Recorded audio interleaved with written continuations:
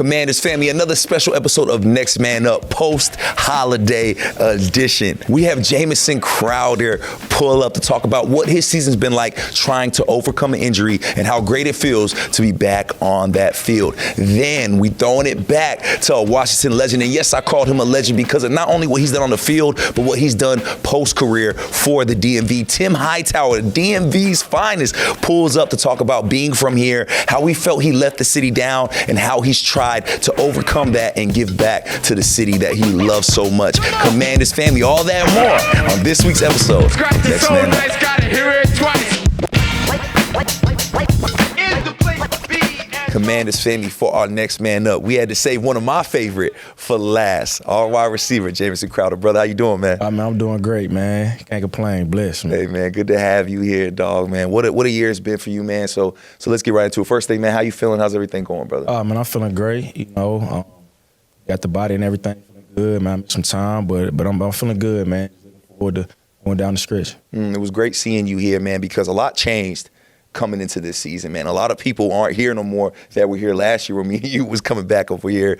What was it like, man, knowing that this coaching staff believed in you enough to keep you on this roster and keep you here, even though they came in and made a lot of changes? Yeah, I mean, I thought that it was a little easy to, you know, for my mind, man. You know, obviously when you get new coaches, new management and everything, you don't know which direction they want to go. But, you know, for them to re-sign me back early in the offseason, you know, that really showed me that they was going to give me opportunities. So, obviously in the offseason, man, I feel like I did a really good job of taking advantage of the few opportunities I got. And I'm just thankful that they kept me around. And then you come, you're hungry. You're ready to come show what you can do. And then immediately you struggle in injury and you don't get to do that. How tough has it been, that journey getting back on this field, especially with a new coaching staff that you're hungry to prove yourself to? Yeah, no, it's definitely been tough, man, especially mentally. That's been the biggest thing. You know, early in the year, man, I dealt with this calf and it kind of lingered for a few weeks. And the last few weeks I've been feeling better. And it was just all about they wanted to make sure that I was good because they know that these calf injuries could be something that can tend to linger. So, you know, the last few weeks it was just all about just getting that strength back and just getting kind of that stamina back in the muscle. And but the biggest thing, man, I just try to keep my mental as clear and as positive as possible throughout that recovery process. And now that I'm back, man, I'm just trying to prove my worth and go out there and help out the team as much as I can. How did you keep your mental right? Because you hear all the time, man. People, especially you're in year 10, you could have easily been like, you know what, it's time to hang it up. How do you keep your mental going and keep fighting, man? I mean, just having a lot of good people in my corner. You know what I'm saying? Obviously, man, staying connected. Spiritually, and obviously my mom, my dad, my family, man, just encouraging me throughout that process. Because I mean, there were times it got tough, and obviously there were times where you start to second guess. Can I still do this? Just from a health standpoint. Yeah. But like I say, man, these last few weeks, man, it's been nothing but good, man. Like I said, my body's been feeling good. I got over that hump, and now I'm feeling good, and I'm just ready to go. And like I said, year 10.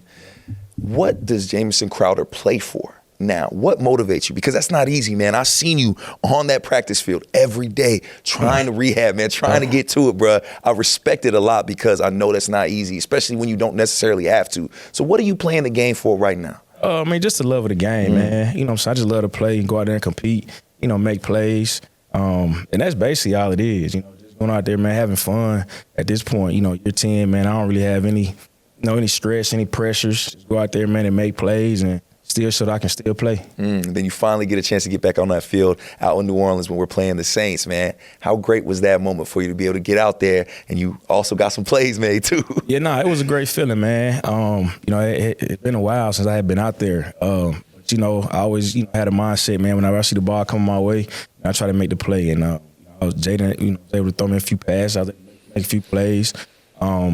It was a great feeling. After the game, I just had to kind of sit back and reflect on how emotional draining the game is, and just from a preparation standpoint. And then obviously the game was up and down. It came down to the last play. So I was like, that was a little bit mentally draining, but it felt great to be back out there and make plays. And when you talk about that reflection, when you talk about how emotionally draining it is, man, can you kind of dive into that a little bbit? Because a lot of people that never played the game or never played at that level don't even understand what you're really talking about. Yeah, I mean, it was just because, like I said, man, my last time I played was week 3. That was the Bengals game. So it had been a while, you know what I'm saying, going on with about 2 months now. And, you know, obviously I knew I was going to be playing against the Saints.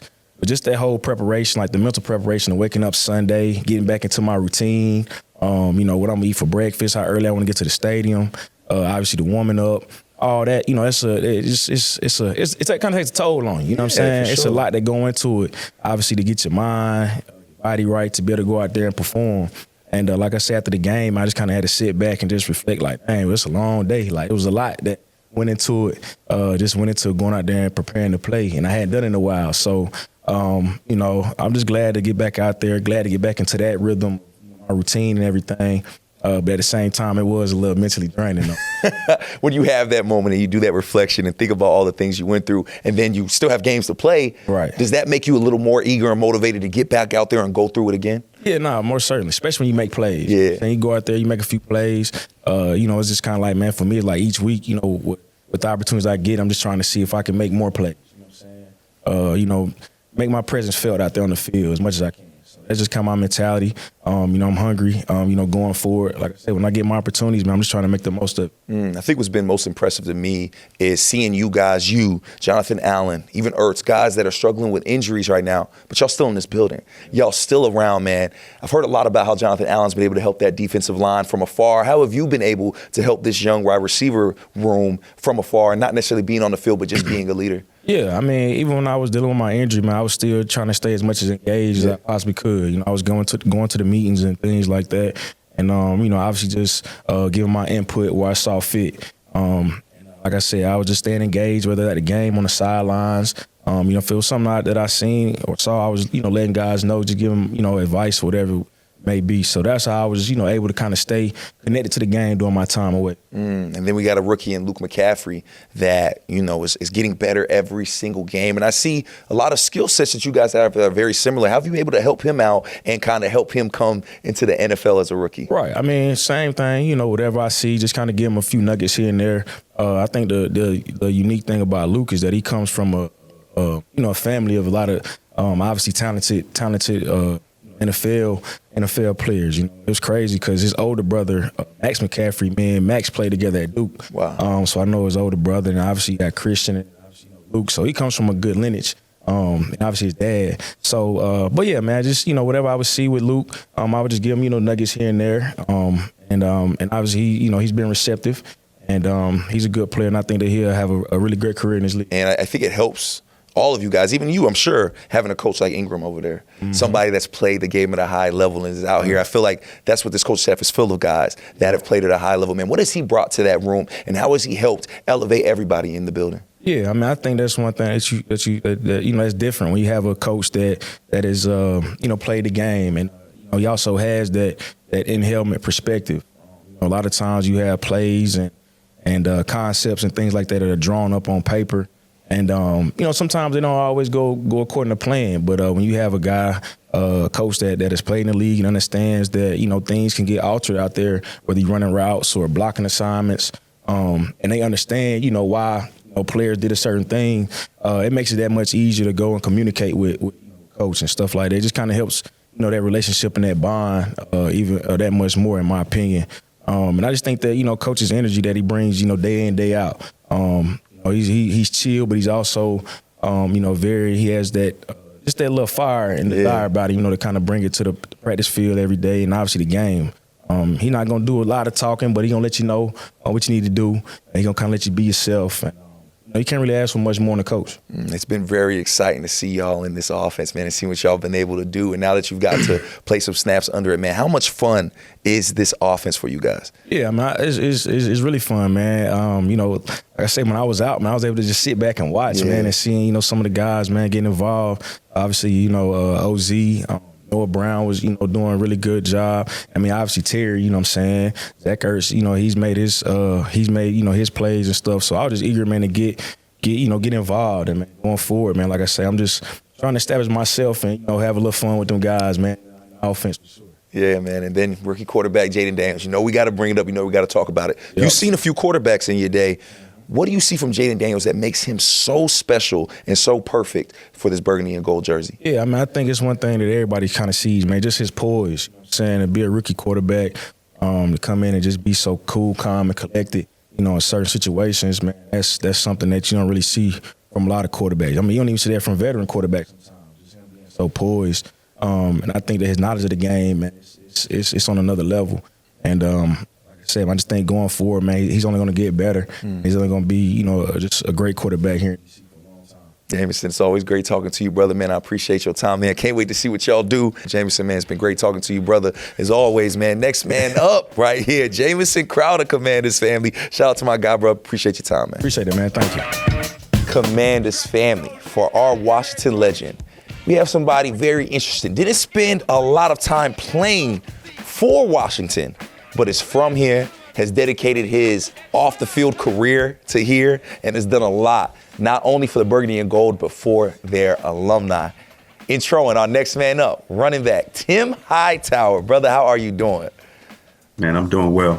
It's a pleasure. Yes, sir, man. It's great, man. And, you know, as I said, you are the Senior Director of Alumni Relations. So we're going to talk about that. But I like going into the person first, going into the story. And you went to the University of Richmond, correct? The University of Richmond. Yeah, and you went to high school, what, in Alexandria, right?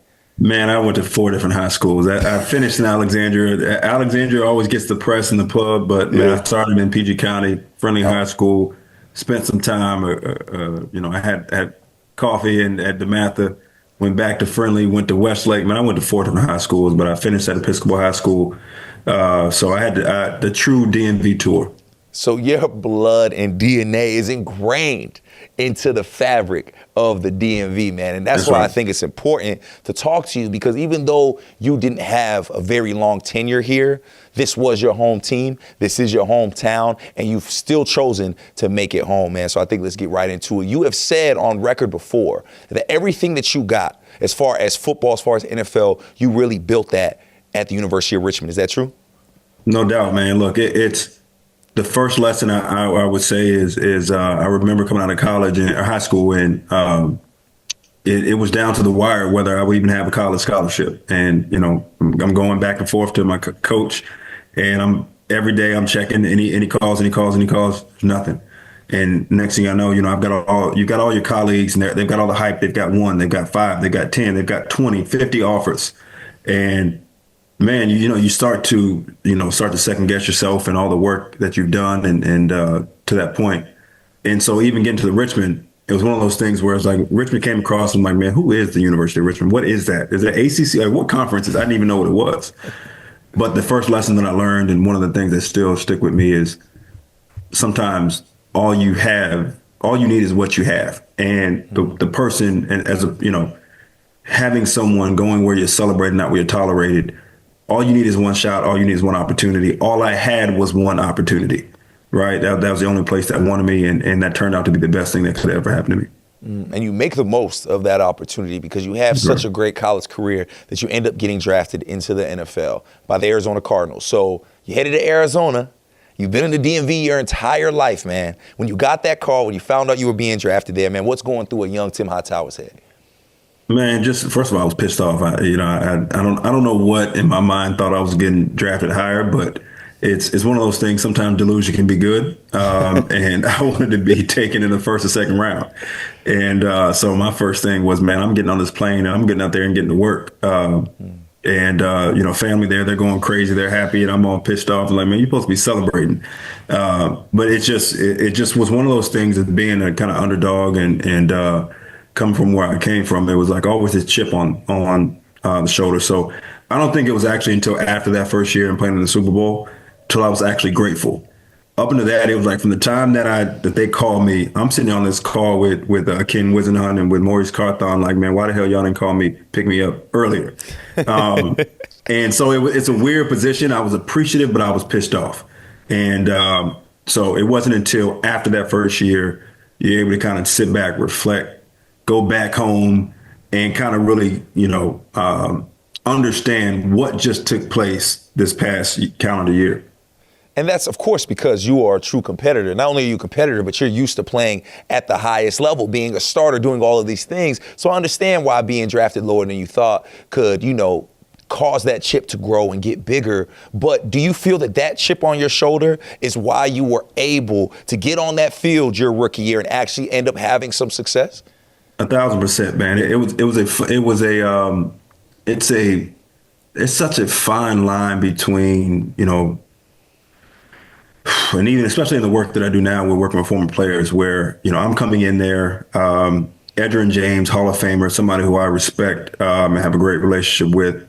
And I'm coming in here thinking, man, this is Edgerrin James. I respect this dude. I've watched this dude, but I'm going to take his job, right? Like it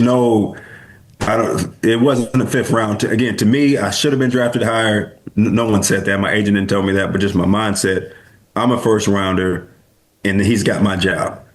And so it was like a fine line between I respected the heck out of that dude, knowing he was going to be a Hall of Famer, trying to learn as much as I could, but I'm also trying to take your job. And it's like it's a weird hat to put on and to balance each day. But that was just the mindset, man. That's all I knew. And that's what got me to where I was. And it's like, you don't get somewhere and all of a sudden you just transform and just turn that off. It's what got you there is what you rely on when you get there. And what a position you were to learn, right? You got put in a position to learn right away. Kurt Warner, Edgerrin James, Anquan Bolden, Larry Fitzgerald. You have this amazing squad that when you get drafted, you don't necessarily know that this is a Super Bowl team, but that's where you guys end up headed. During that rookie season, man, what do you remember from that? And when did you have that moment where you were like, oh man, I'm a part of something very, very special? Yeah. Man, I remembered a few things. Number one, I remember how hard it is to not just have success, but sustain success. I remember coming in and replacing Edgerrin James, and my first game, I rushed for 122 yards, 2 touchdowns against the St. Louis Rams at the time. And I'm like, oh, yeah, I've arrived. I told you I could do this. I could be here. This is my time. I didn't rush for 100 yards again that season. And matter of fact, it was more difficult. Now that it's and what my coach told me, and I didn't know what he was talking about, is now they're game planning it for you. You caught them by surprise the first time. Now they're game planning it for you. Now it's a lot more difficult. Now your body, before you were coming in on third downs, you were fresh, things like that. Now you've got to sustain drives. You've got to be the guy. You've got to carry not just the third down situation, the first down, the goal line, the critical situation. It's the preparation during the week. It's the recovery during the week, getting your body back up. So number one, the thing that I learned, man, very early was it's not easy not only to have success, but to have sustained success over a period of time in this league. Mm-hmm. You better be consistent. You better have a process, and you better know what you're doing. Number one. Number two, man, it's sometimes your biggest strength can be your biggest weakness. And that strength of having that chip on your shoulder, I'm upset and frustrated. And I've got Hall of Famers, Larry Fitzgerald, Anquan Bolden, Kurt Warner, Edgerrin James. And here I am complaining to my coaches every single week. I want 20 carries plus. A fifth rounder who has no business being here out of Richmond is calling for 20 plus carries a game when you got 3 1,000-yard receivers, a Hall of Fame quarterback, and a Hall of Fame running back. But for me, in my mind, it was I want the ball and I want to win, right? And not understanding, man, like it wasn't until coming back in that stadium playing for the Saints and you see that NFC Championship banner, being a part of the first team to ever in the team history to go to the Super Bowl, that team accolade is going to stand longer than any of my individual records. I broke the rookie record for touchdowns in the season. David Johnson broke that a few years later. But what nobody is breaking is that banner that's still hanging there, right? And so I didn't quite understand, man. It's like knowing how to be competitive, but understand what your role is in part of a larger, in pursuit of something bigger than yourself. And when you say something like that, I'm sure people listening will be like, man, what is this dude talking about? Why would he think he deserves touches when you name all of those people? But when I hear that, I hear an extreme level of belief in self. Yeah. Even going out to Richmond and giving yourself a shot and just going to take the opportunity that you were given, that is extreme belief in self. Where does that belief in self come from? Man, my parents, man. I remember, and I talk about it, and in the book that I ended up writing.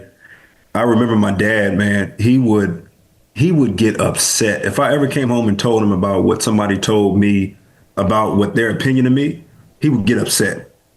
He would always say, did I tell you that? That's not what I told you. That's not who I told you were. And it was like this one of those things where it's like when you're young, before you get confidence, it's like I had my confidence on layaway. Like I was borrowing my dad's confidence, right? And he was so big on like instilling belief in yourself, and you believe it, you want it, and then you make sure that you're putting in the effort and the work and the requirement.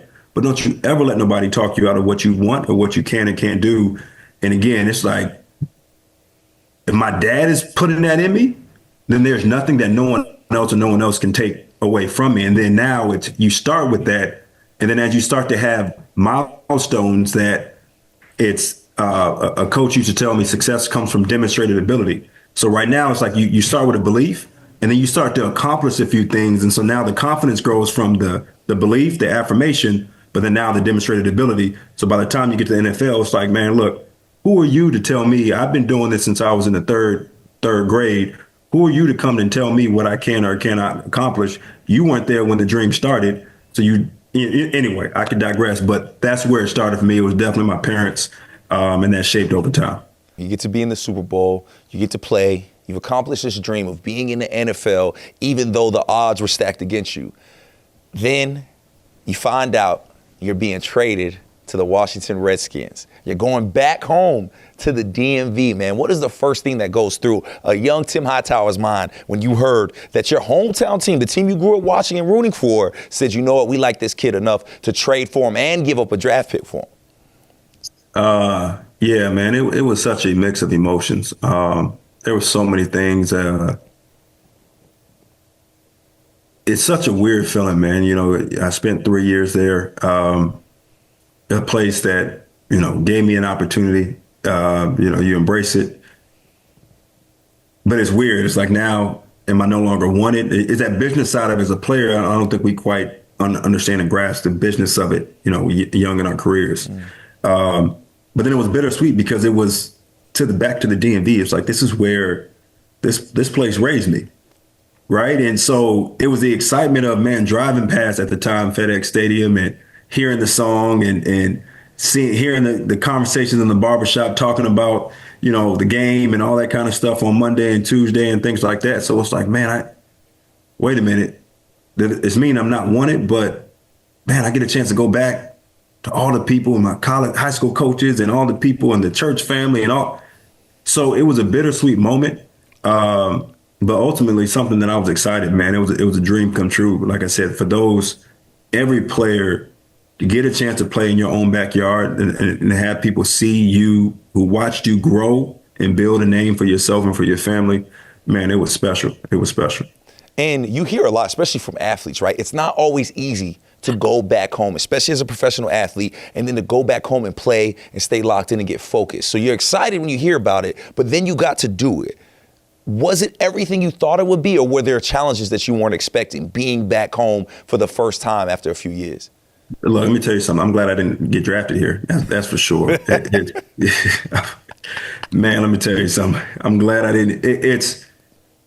The game is one thing, right? The game is where we all find comfort. We can figure the X's and O's out. We're competitors. We can figure that out. It's the off the field and figuring out how to go from being a college kid in your dorm, trying to maximize your meal swipes to, you know, all that kind of stuff, to next thing you know, I got to hire people, I got to fire people, I got to tell people no, people who I may have stayed with, lived with, and now they're 2 months behind, 3 months behind on their mortgage, and they're like, you know, they know your mama, they, you know, all of those dynamics, right? And the pressure, not only that it just puts on you as an athlete, but the pressure it puts on your family that you don't even know about. When you come back to the DMV, now people are putting all that pressure on your family because they think they've arrived, right? And so there's all of these you're just excited about thinking everyone's just going to be happy for you.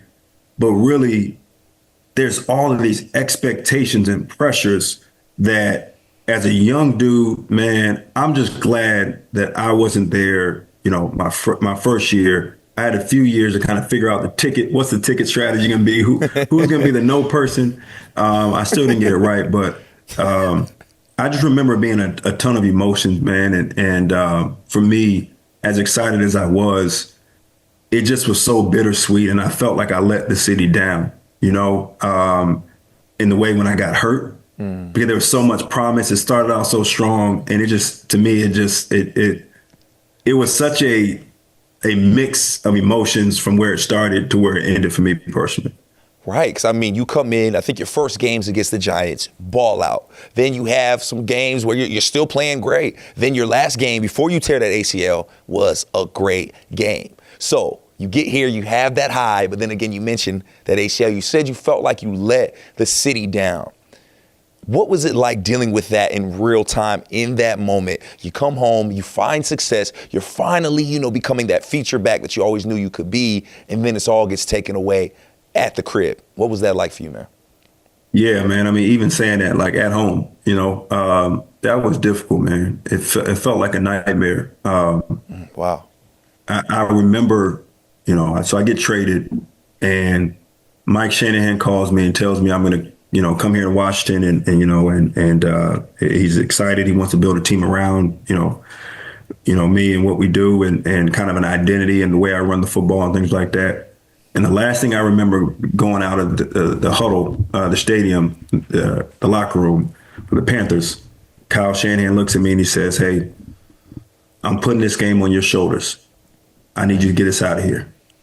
And as a competitor, that's all you want to hear, right? That's all you want to hear for a coach to say, "It's on you. The game's on you," right? If you're about anything, and a coach gives you a call to action, not that you need it, but if a coach looks at you and said, "I need you to deliver," this was the time, because for me, we were, I was on the brink of talking about, contract extensions and all these types of things. I'm right there, B. I'm right there, Brian, to year 4 record a generational type season and changing the dynamics and the legacy and the trajectory for my family. Back home, people are excited. And the next thing you know, one cut, one move that I've done thousands of times, it's done. It's gone. So, man, it was a nightmare. It felt like a nightmare that I couldn't wake up from. And it took a while to recover from that mentally and physically. Yeah, it had to have taken a toll, because then the following season, I think you end up getting healthy, trying to play again, and then get hurt again. Something happens in the following season that makes you say, okay, I'm stepping away from the game of football. Not only did you step away, took a 4-year hiatus before you end up going to the New Orleans Saints.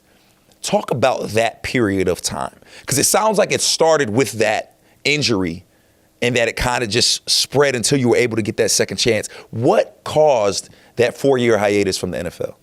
Man, I wasn't healthy, and I couldn't figure out what it was.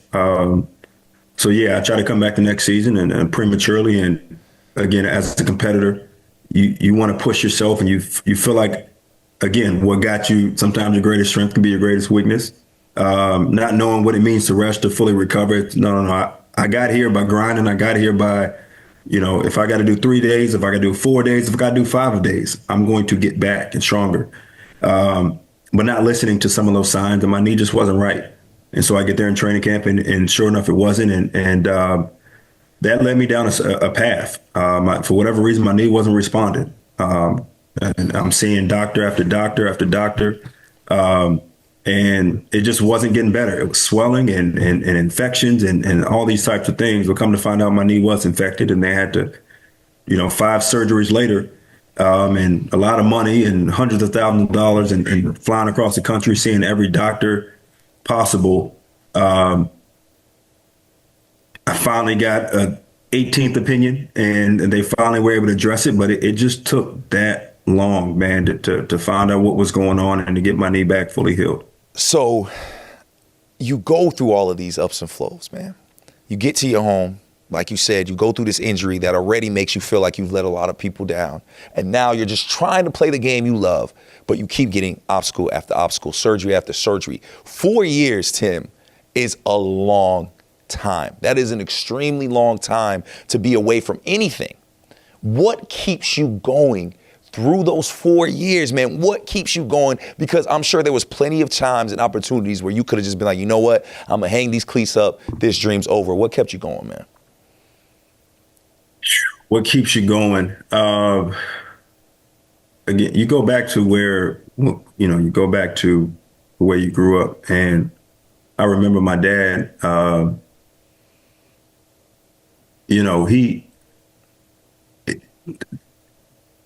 he was a boxer, and he quit.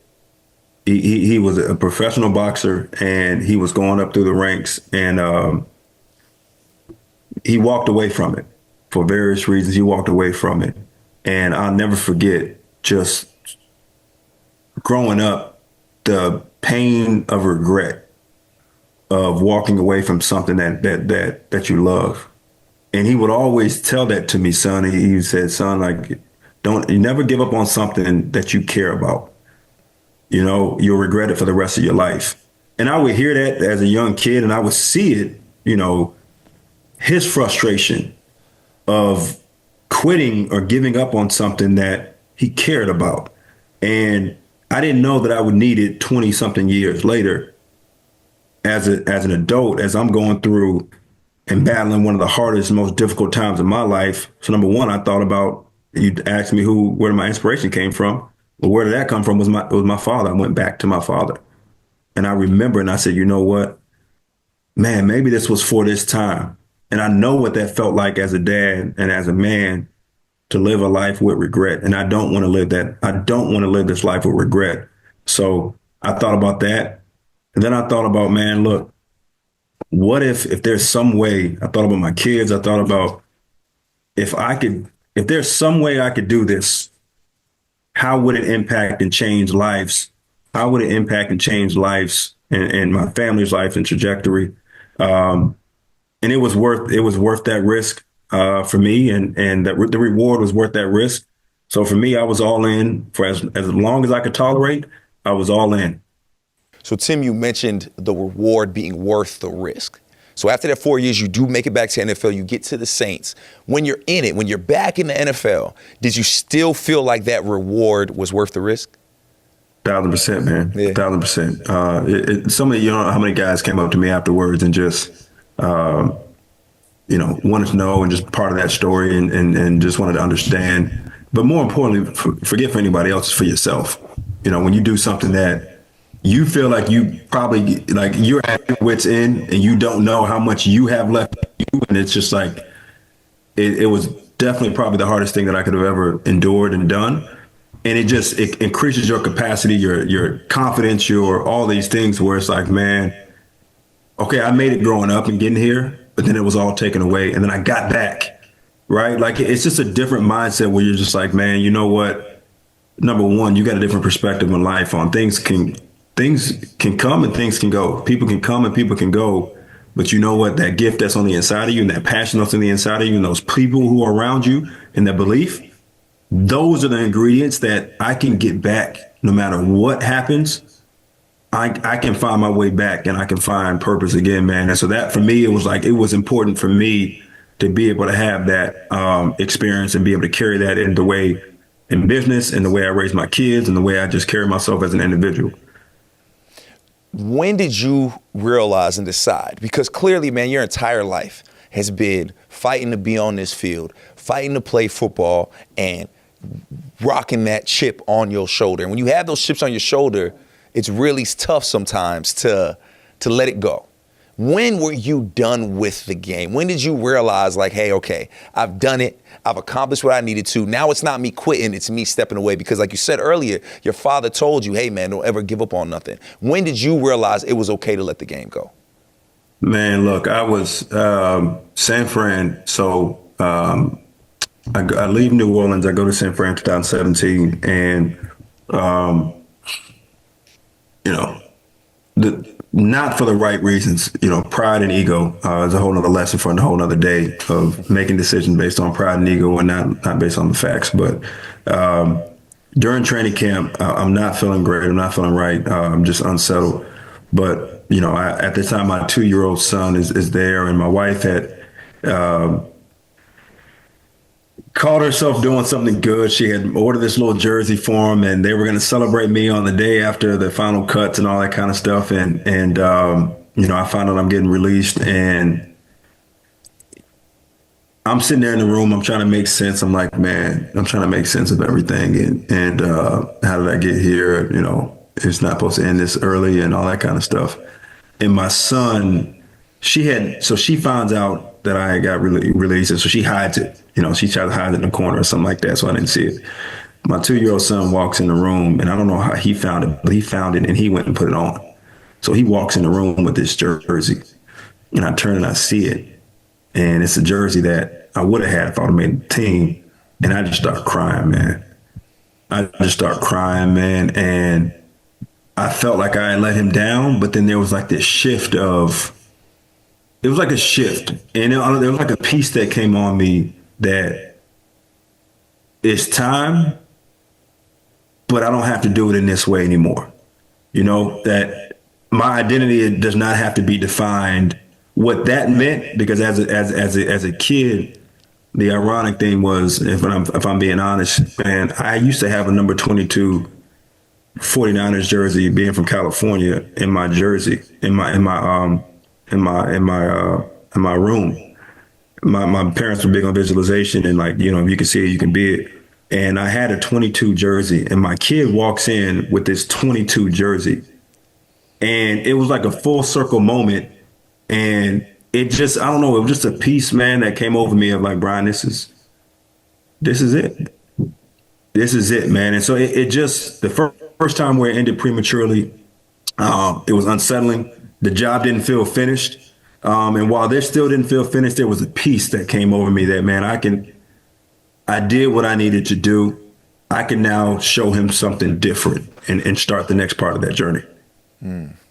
And clearly your next part of your journey has been a successful one. I started this interview calling you a Washington legend. And I know our fans, they're nuts, right? How can you call somebody a Washington legend that only played here for a year or some change? How can you do that? He didn't even play here long enough. But what makes you a Washington legend to me is what you've done after the fact. Yes, you were drafted somewhere else. Yes, you've played at different teams, but this has been home for you, and you were decided to make it home for you even after the league by being the senior director of alumni relations. And to me, what makes you a Washington legend is Commanders fans. Every legend you've seen on this show, I've loved it. Every tear you've shed with them, every memory you've shared with them does not happen if it's not for this brother, Tim Hightower, right here.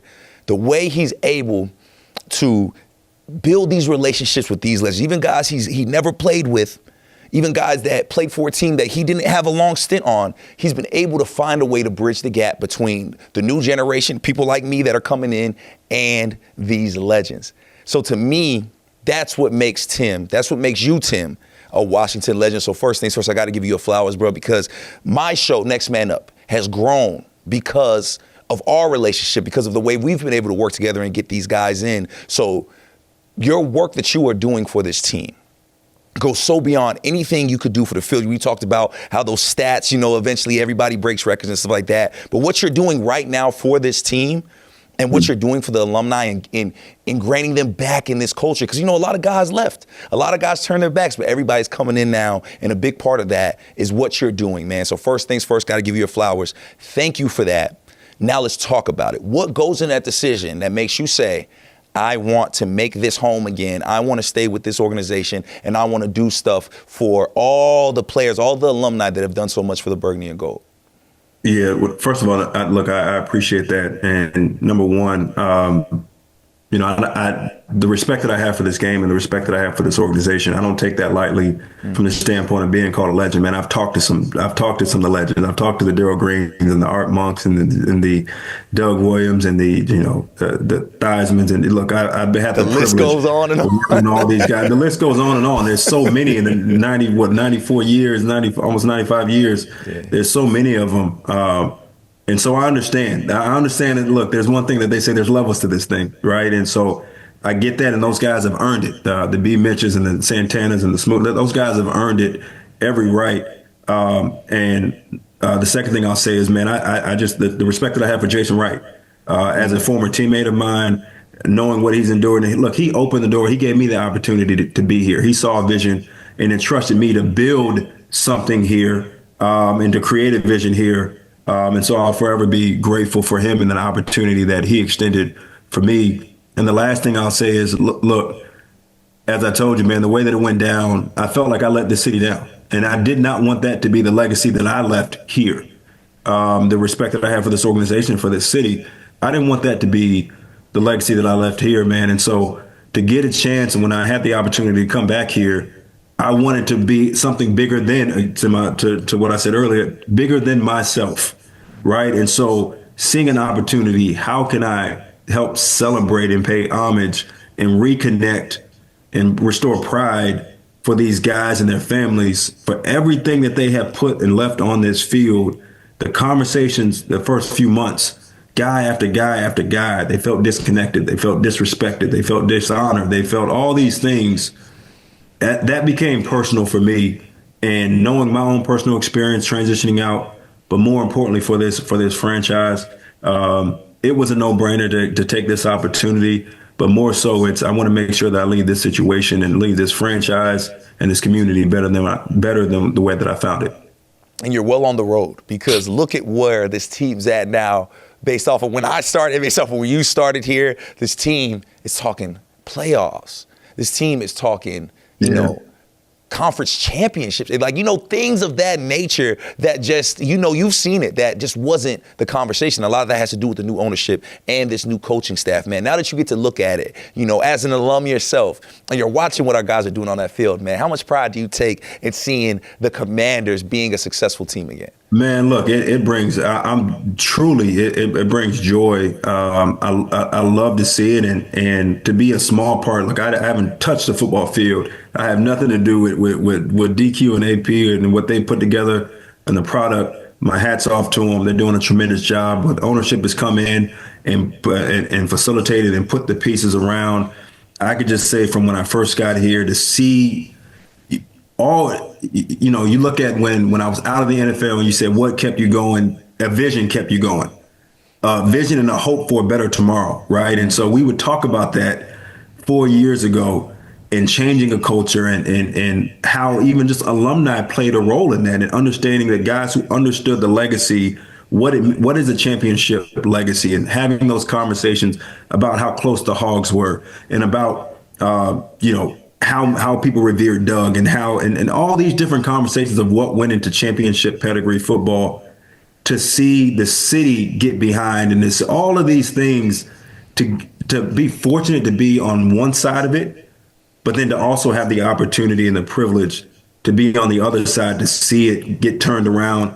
I'm just thankful that I get a chance to witness it and see it. But as the late great Kobe Bryant said, job's not finished, man. So my head is still, I'm not celebrating yet. No victory laps here. I'm excited, and I know that there's more work to be done.